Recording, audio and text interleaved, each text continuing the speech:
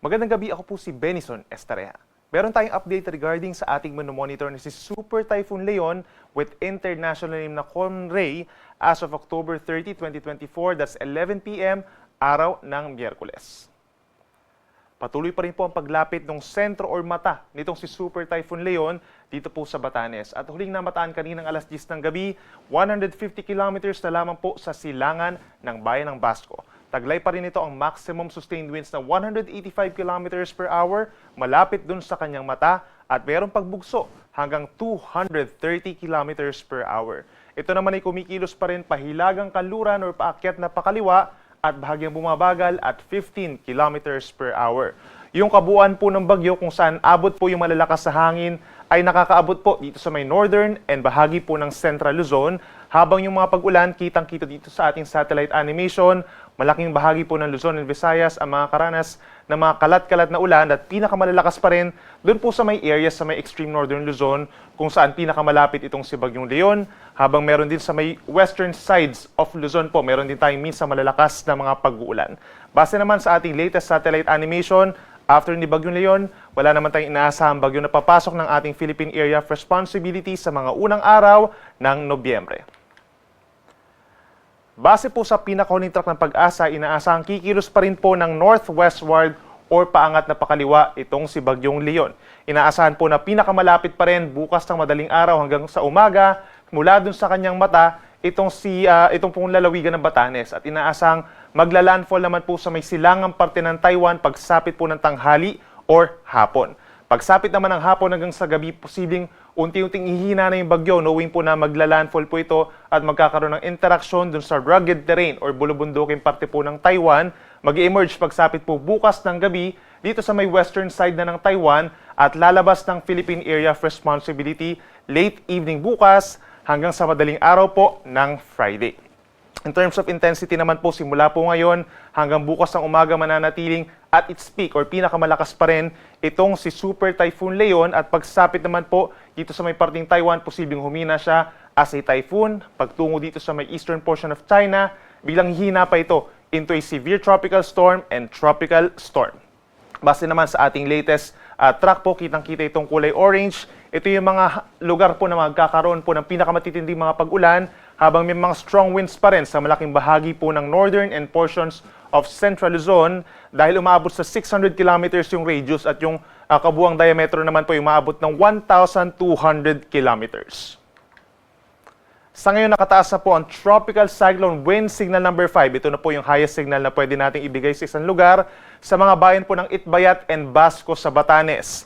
Habang meron naman tayong signal number 4 sa natitirang bahagi ng Batanes at signal number 3 naman sa mga isla ng Babuyan, Camiguin, and Calayan sa may Babuyan Islands, at dito rin po sa may bayan ng Santa Ana sa may mainland Cagayan.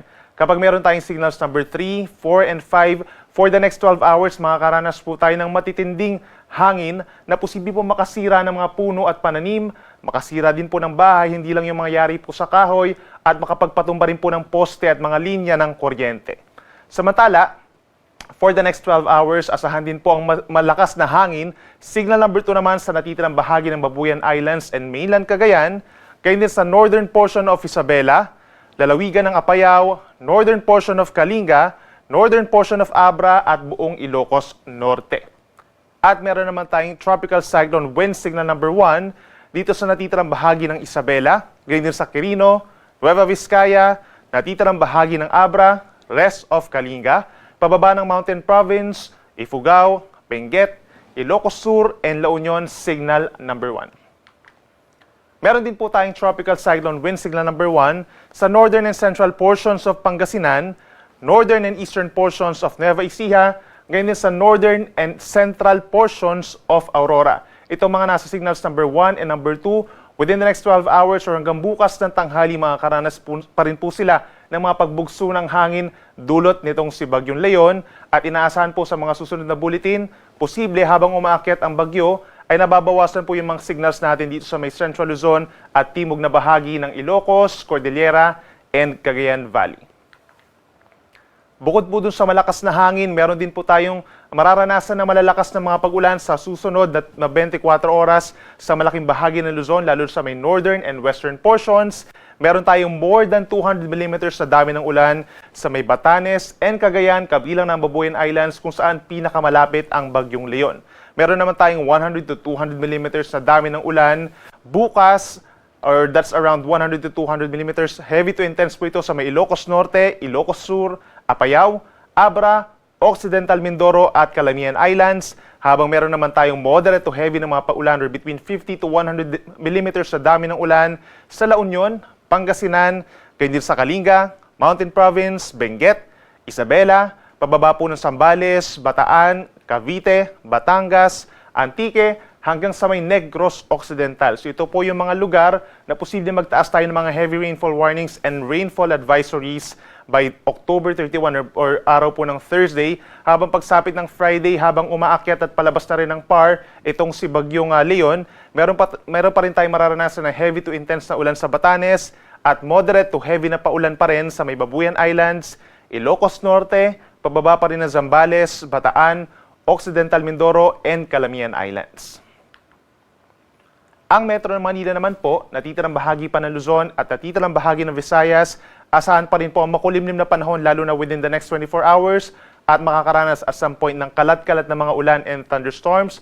Minsan lumalakas po kapag meron tayong mga thunderstorms pero hindi po ito comparable dito kaya Bagyong Christine. Kaya make sure pa rin po na mag-antabay sa ating mga updates, mapa heavy rainfall warnings and rainfall advisories. Mag-ingat po sa banta ng mga pagbaha, lalo na sa mga low-lying areas. Possible din po yung pag-apaw ng mga ilog at pagragasa ng mga ilog at sa mga mountainous areas, lalo na sa may Cordillera region and Caraballo Mountains, as well as Sierra Madre Mountain Ranges. Possible din po yung pagguho ng lupa.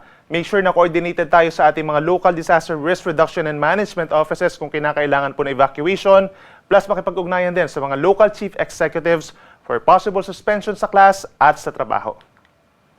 And in terms of yung mga severe winds na na-experience din ng ilang bahagi pa ng ating bansa, ito po ay dahil dun sa wind flow, yung hangin na papasok dito kay Bagyong Leon.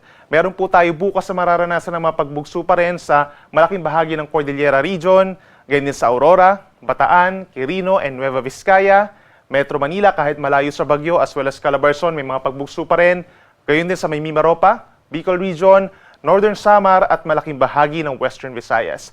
At habang lumalayo naman ang Bagyong Leon at matatanggal na rin yung mga wind signals, meron pa rin mga kalakasang hangin sa may Batanes and Babuyan Group of Islands. And in terms of matataas na mga alon, meron din po tayong gale warning dito sa malaking baybayin po ng Luzon hanggang 14 meters doon po sa malayong bahagi po ng ating karagatan dito sa may Batanes at nasa more than 5 meters naman po sa may Cagayan at baybayin din ng Isabela. Meron din nga asahan na 2.8 to 5.5 meters na taas na mga alon hanggang 2 palapag po ng gusali sa mga baybayin ng Ilocos Norte, Ilocos Sur, ganyan sa may Aurora, sa may northeastern coast ng Polillo Islands, Camarines Norte at sa Hilaga at silangang baybayin po ng Catanduanes. Kapag meron tayong wind signals, automatically po suspended ang sea travel for all types of sea vessels. Habang kapag meron naman tayong gale warning at walang wind signals, ay posibleng pagbawalan pa rin yung maliliit at katamtaman laki po na sasakyan pandagat. So make sure po na especially ngayong panahon po ng long weekend ay nakaantabay tayo sa ating mga Coast Guards for possible suspension. At para naman po sa banta ng storm surge or daluyong ng bagyo, itong mga areas pa rin po na pinakamalapit, itong si Bagyong Leon, makakaranas ng higit sa 3 metrong taas ng mga daluyong o yung rumaragas ang pagpasok po ng mga tubig sa ating mga coastal communities sa Batanes at sa may Calayan sa Cagayan. So make sure din po nakaantabay tayo and for possible evacuation nga makipag-ugnayan sa inyong mga barangay or mga local chief executives.